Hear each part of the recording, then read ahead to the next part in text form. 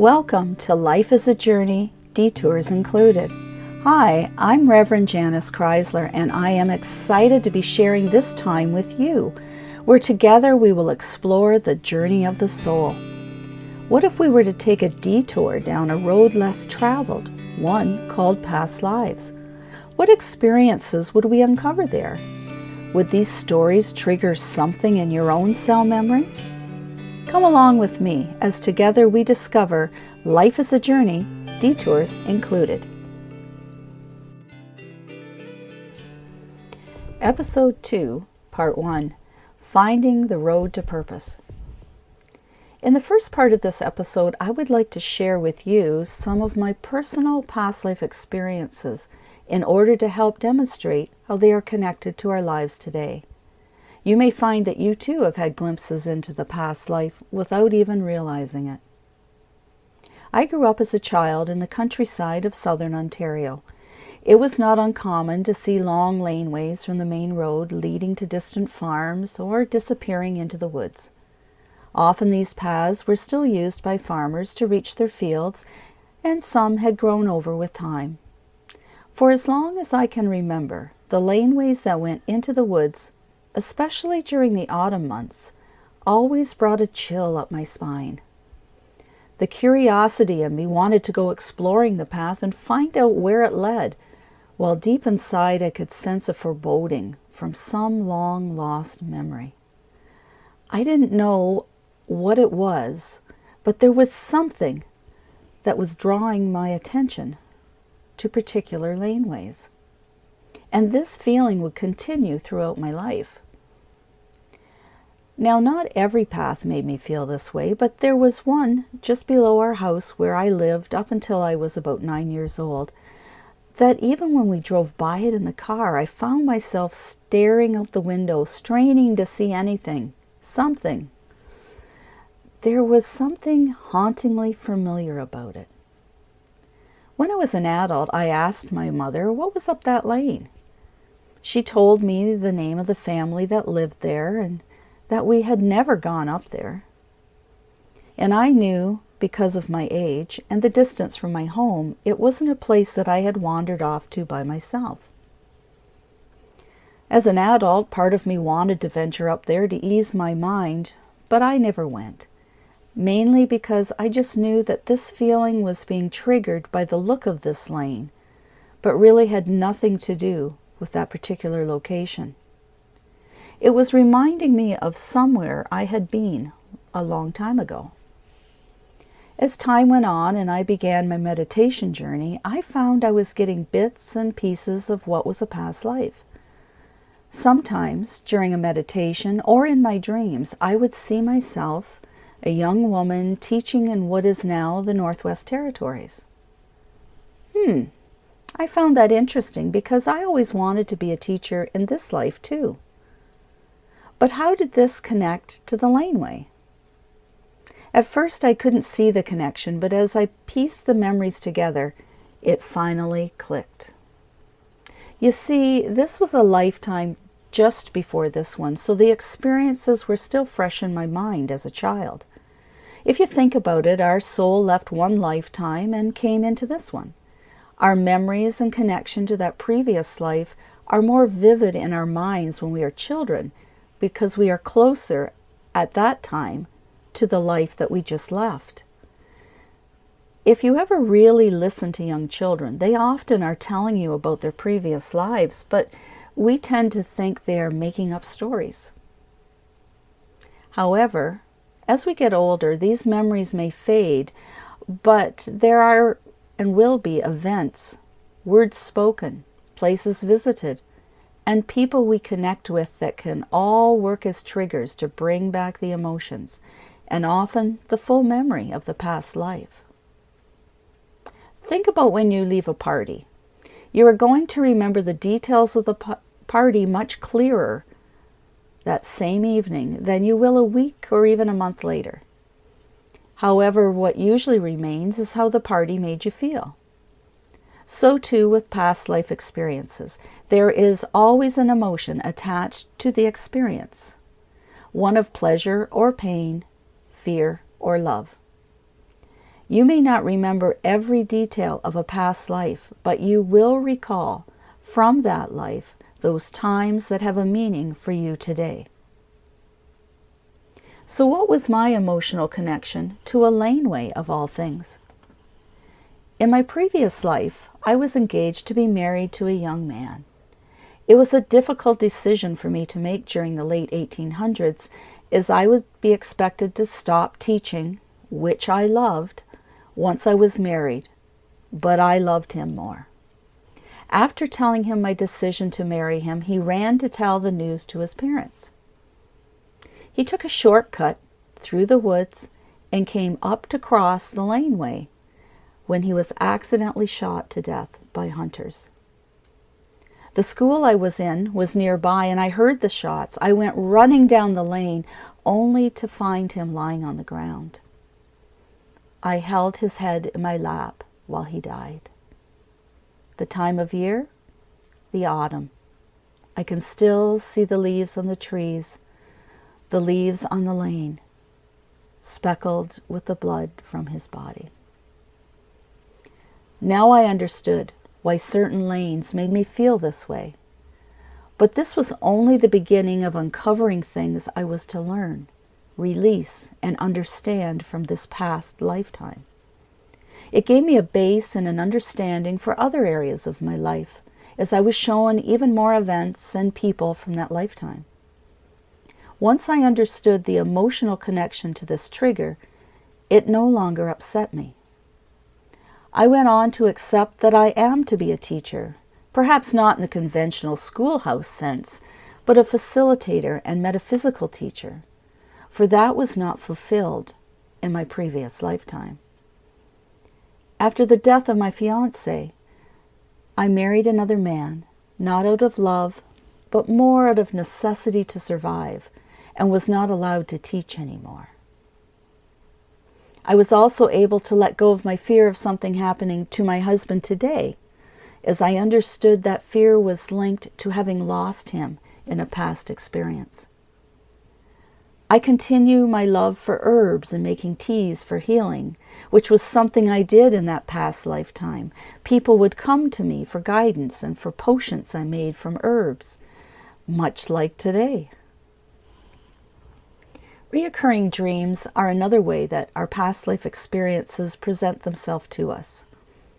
Have you ever had the very same dream over and over throughout your life? A dream that seems so very real, not like the other ones that we can have where you're running through the street in your underwear, chasing a bus during a parade or something crazy like that. No, these ones are clearer, even if just for a brief flash in time. It's as though you're looking back at a motion picture or a photograph, something very real and tangible. You may have the feeling you should know the person or place, but just cannot identify it when you wake up. You need to remember that most likely you will not look like you do now in a past life, but you will recognize your soul. Here's an example of something I had for many years until it became clear to me what it was. I had a reoccurring dream where all I could see were my legs, yet they were a man's legs, not a woman's, and they were dark-skinned and barefoot, running through what appeared to be a jungle-type environment. That's all I would see, but I would wake with the feeling of having been pursued and being afraid. I could sense I was fleeing. There was someone running with me, but I could not identify them. I would wake up with that familiar knot in my stomach, knowing I had just experienced something, but not sure what. Where had I been and why was I running? Then, in 2009, on a trip to Mexico, we visited the Mayan ruins there. And as soon as I entered the space, I was overcome with every emotion I had ever known. I actually had to sit down for a minute. I wanted so badly to climb to the top of the temple. Later, when we watched a reenactment of the Mayan ball game, I literally broke down in tears as I sat there watching the Mayan shaman come in and cleanse the space as he smudged the arena. It was though I was taken back in time, and I knew right then that I had done this myself many, many, many years before. I also saw in my dreams how I died in that lifetime. I come to realize that it was a neighboring tribe's invasion. The person I felt with me was my apprentice, and we were running through the jungle to escape. We'd been hiding, but then we were discovered. I met my death at the end of a spear in my stomach. Now, interesting enough, a few years later, while I was facilitating a group past life meditation, I invited everyone in that circle to go to a lifetime that they had shared with someone else in the group.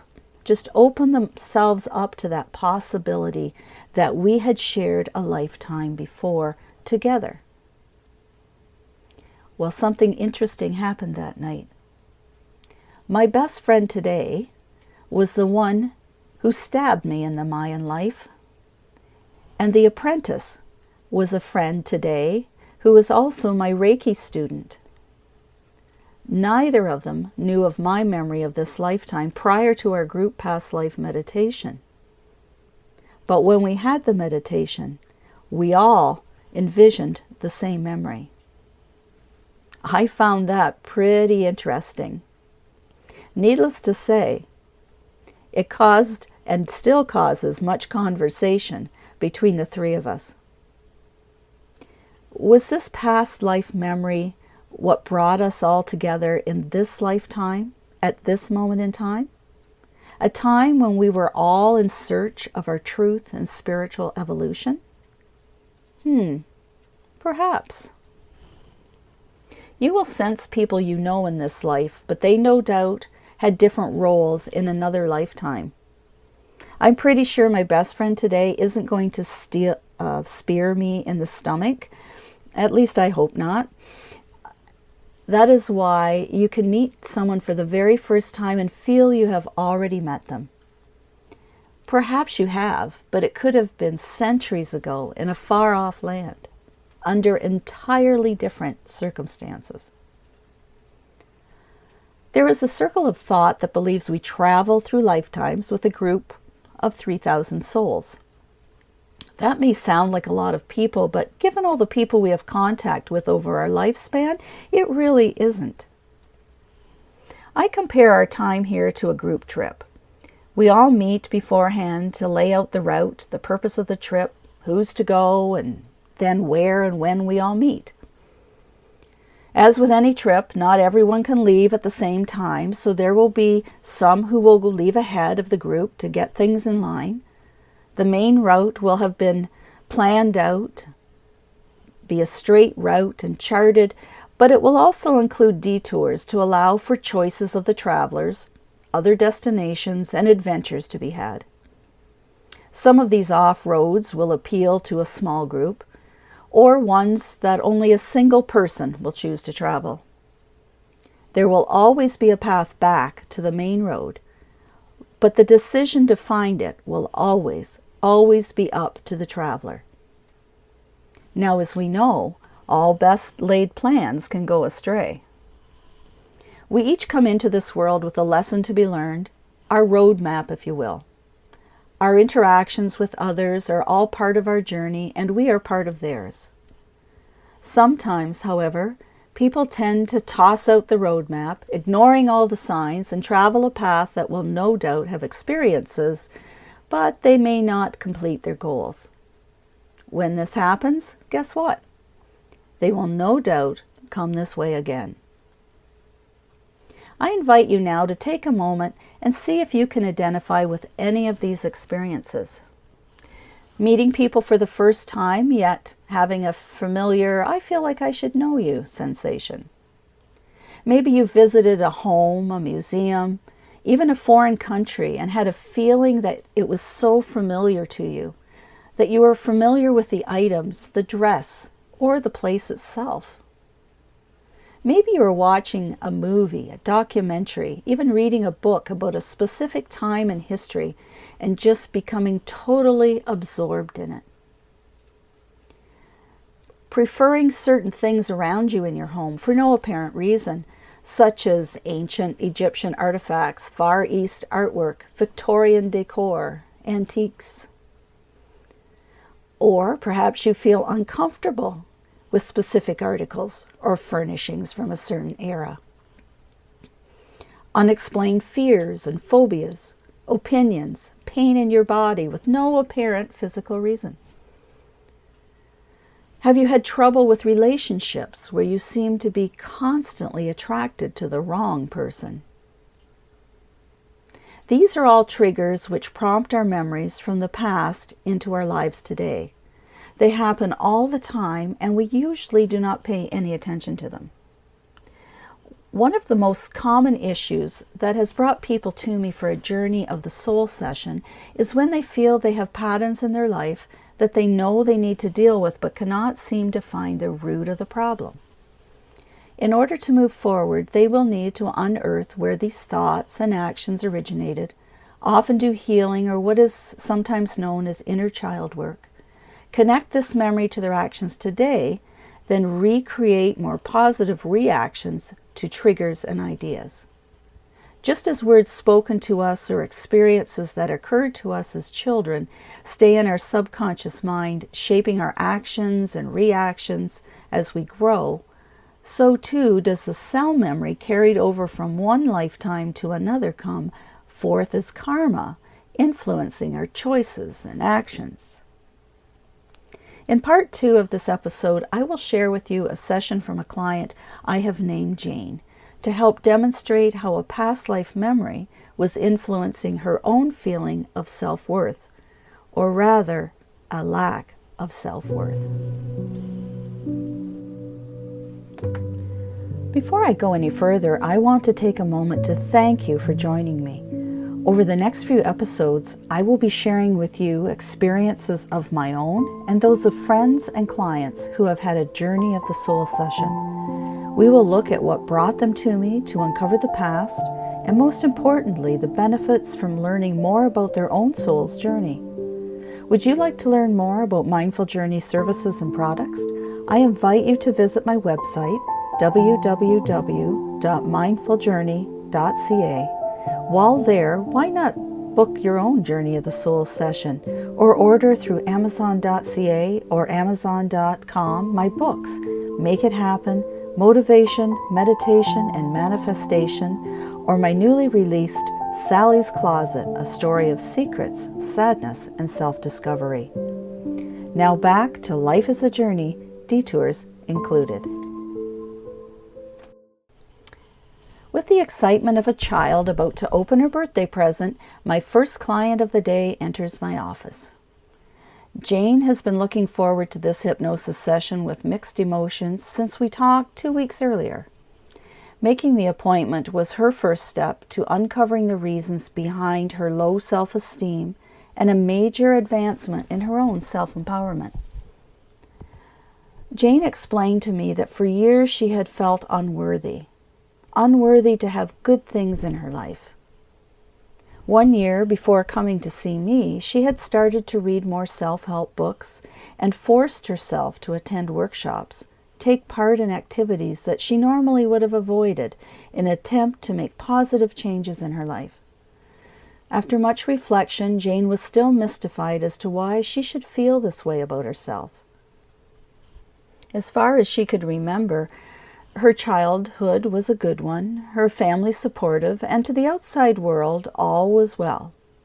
She would appear to others as a sweet, quiet woman with a generous heart and nature. So why did she not like herself?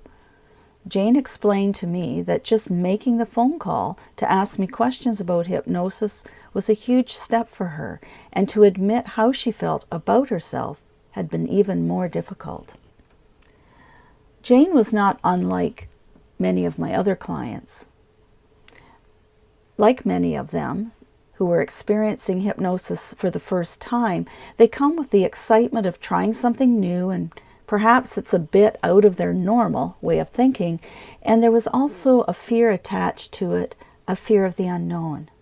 There was a fear of what I may do to them, but more often a fear of what they may discover about themselves. However, it is in this same discovery that their issues could be resolved. By uncovering the problem, we find the solution and thus dissolve the fear. So it was with Jane. She couldn't recall any event in her life that would have created this impression of herself.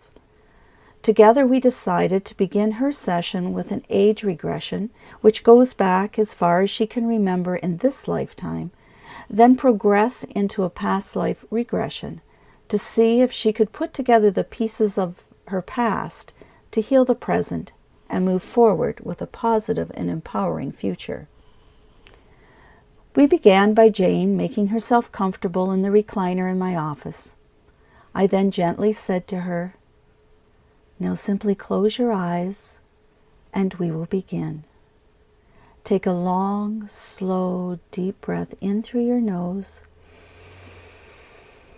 and then very slowly begin to exhale through your mouth, feeling your body relax, your muscles soften. With every exhalation from this point on, you will relax even further. Now listen to my voice and only my voice. Relax and let go." I continued to guide Jane into a deep state of relaxation, a place where her physical and conscious mind were at rest, and her subconscious mind was open to be guided back into the past. With the use of visualization, Jane was able to be guided back to a couple of events as a young girl of about 4 or 5 in this lifetime, where she felt very alone. She said that was funny because she had not remembered that when she wasn't in hypnosis. Still, there it was. Still, there were no words spoken to her or events that happened to place this feeling in such a young child. That meant we needed to go back further. So back we went, and she quickly went into a past life many, many, many years ago. "Where are you, Jane?" I asked. Jane replied, "I don't know the name of the country, but I can sense that I am somewhere that today we would consider the Middle East. It's very warm here. My clothes are from a long time ago, and I think they're made of wool or maybe a cotton, a long robe, and my head is covered as well. I keep feeling as though it could be Persia. I can tell by the way I'm dressed and the village I live in that my family was very poor. I was the eldest of the children, and I was expected to help provide for the others." Jane begins to appear uncomfortable in her seat, and her facial expression changed. I reminded her, "Remember that you are observing and not reliving this experience, Jane. Tell me what is going on." Jane went on to explain, "My father made me prostitute myself in order to make money for the family. I didn't want to, but I had no choice. I had to do as he told me. As a result, I was shunned by the community. Even the family I was trying to support would have nothing to do with me. I wasn't allowed to stay with them, to see them. He would come and take my money from me and tell me how unworthy I was. I had to be alone. It wasn't a choice." As we went through this lifetime, Jane found herself running away from that community and meeting a soldier. They fell in love and were married. No one, absolutely no one in her new community knew of her past, not even her husband. She was very careful never to let her guard down, as she knew if anyone found out about her secret, she could be killed. In time, her husband was killed in battle, and she found herself feeling alone and rejected. Eventually, she died alone and in great sorrow, having carried the secret of her past all her life. It was here that Jane would need to do some healing. While still in hypnosis, I guided Jane through a self-healing where she went back in time and observed this lifetime again, offered forgiveness to various people involved, and most importantly, gave herself the love, compassion, and forgiveness that she inwardly longed for. Wow! Jane was amazed at all of these revelations. She said in her wildest imaginings she would never have thought that one up. As we went through this lifetime, she could easily see how her feelings of low self-esteem were planted into her cell memory. Without having been healed, these emotions were carried over into this lifetime. As she entered the phase of her life where she was getting married and starting a family, her feelings of self-worth and love were being challenged. By letting go of the past, and more importantly, healing the past, she was able to release the chains of self-doubt that were holding her back from becoming all she could be. We all need to go within first in order to make changes in our lives. Regardless of what material things we acquire, where we live, who we live with, our job, or our financial situation, we will never feel contentment until we discover inner peace. Through meditation and hypnosis, we begin this journey by becoming aware of our own breath, which is the source of life. By becoming open to the oneness we have with nature, the divine creator, and each other, a new understanding of all things is born.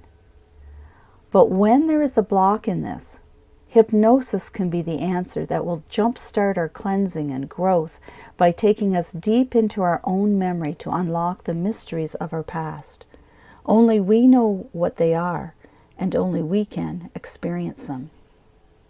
If you are feeling stuck and truly desire to move ahead, perhaps this is the time for you to allow yourself to take a trip of a lifetime, and you won't even have to leave the chair.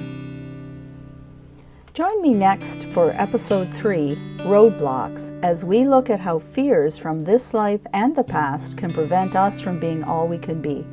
Find out how hypnosis can give us the strength to move around, through, and over these blockages in our lives.